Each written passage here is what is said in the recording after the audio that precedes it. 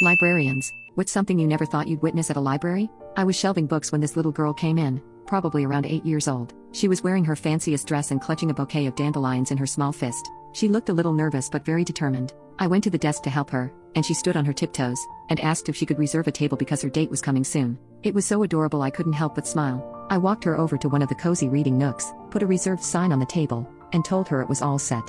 About 10 minutes later, a boy around the same age walked into the library, fidgeting with a tie that was definitely too big for him. He spotted her right away, walked over, and handed her a folded piece of notebook paper. I was being nosy and stayed nearby as I watched her open the note. She read it slowly, and you could notice she was about to cry, but she wiped her tears away before they fell. She smiled and I heard her say thank you, and the boy hugged her. Half an hour later, I checked in to see if they needed anything. The little girl looked up at me and said, "He wrote me a poem about being brave because he knows I get scared sometimes." That was when I found out she had just moved to the area after losing her mom. The boy had overheard 2 teachers talking about it, and decided to invite her to the library because he heard she liked books. He wanted to make her feel welcome, so he wrote her a poem. They spent the whole afternoon reading quietly together. Sometimes they whispered and laughed, but mostly they just sat side by side, reading on their own. Before they left, they made sure every book was back where it belonged and cleaned up after themselves. Just before they walked out, the girl came back to the desk, held out her slightly wilted dandelions, and told me, "Thank you for saving our table. You made today feel special." I pressed those flowers in a book that I still keep behind my desk.